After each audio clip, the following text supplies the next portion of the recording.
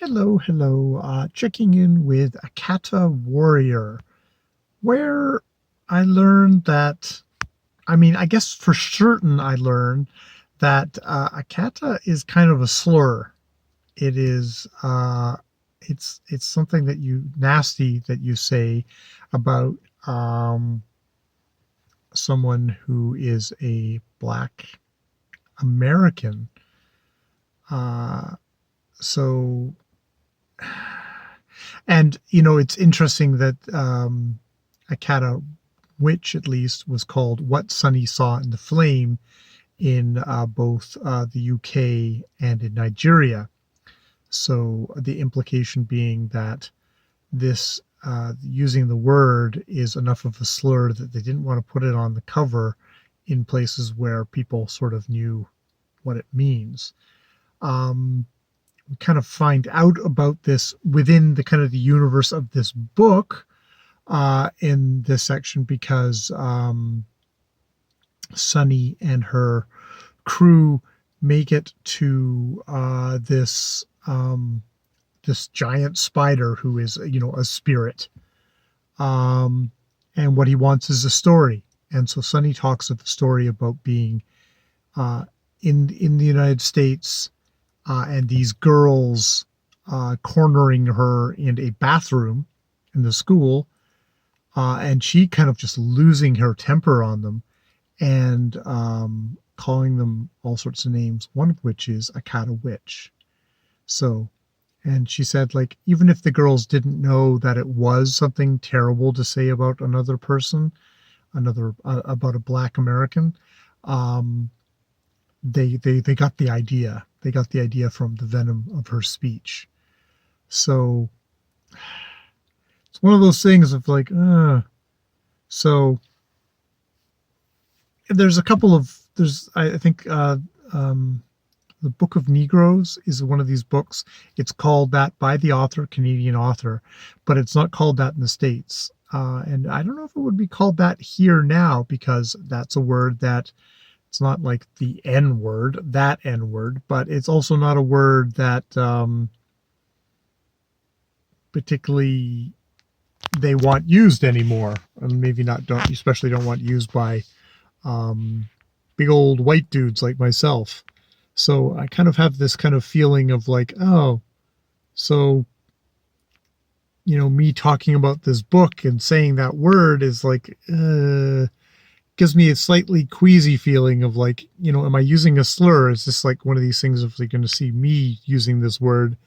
And it's like, that's shitty. That's really shitty. So, um, and I'm sure Nydia Korfor has nuanced kind of thoughts on this, but um, yeah, she's putting it out in the world, and she's putting it out in the world as the title of her book, not just like, a word that a character uses within this book. Much like, you could say the same thing for, Huckleberry Finn or stuff like that, where yes, characters are using that word in the book, but it's sort of, well, that's the characters versus putting it as a title of something. So yeah, that's just a thought. Um, there's also, so they talk to the spider. The spider says, okay, I'm going to get you this giant flying kind of rat-like creature, grass cutter, and it's going to fly you to this city of smoke that you need to go to. And it's really got its own personality. It's kind of quite a cool creature in itself.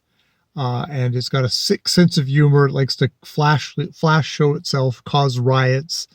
But it's got to be careful because if it really exposed itself, and because it's an intelligent creature, the council, the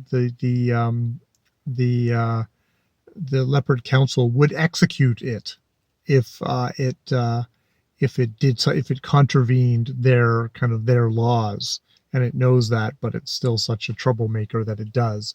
But it gets them to the city, this incredibly dangerous city where it actually, Grasscutter warns them. It shows them a picture in the mind of a person walking by, and this plant suddenly has serrated leaves that comes down, and it basically chomps the person's head off. So it's like it's a really dangerous place, and it seems to be multifarious and just so much different stuff happening here. Nedu Korfor does a really good job of kind of like, wow, this is like just an amazing place with huge size skyscrapers and also trees ancient as time. Mix of the very ultra mod versus and also the super ancient. Just an amazing place. And like well, where are we supposed to go? And which is at which point Sunny's like, oh, the sheets that my grandmother left me. It showed me a house, and it's I know where to go. And so they find the house, and she kind of like she's like, oh, the picture that these writings, because it's not so much you're reading as you're experiencing the wiggling things that shape into forms into images. And one of those images is of the house and the door opening. And even though the door doesn't have any juju done on it, you can't get in it just on its own. But she's like, oh, wait a minute. I see the door opening, and there's a little flash. And so she slows it down and slows it down until she actually can see an image, an icon, and little copper chitlin falls down, and it's like, I found the thing that helps me makes the door open. So they make the door open and they go in, and that's where we leave it. So yes, Nedu Korfor, she's a difficult author in a lot of ways. Interesting mix of the genre and literary and of folk tale and of different storytelling traditions. I really get the sense, it's a niggling thing of this isn't working right, but it's not supposed to be. It's not really actually what I'm expecting it to be as a Western reader, I think. Though she's someone who is a Western author, definitely has but you get the sense that there's a lot of Nigerian, there's a different kind of storytelling tradition running through this book at the same time. So if somebody knows what they're doing, I just don't know what that is. I'll leave it at that. All right, more videos later.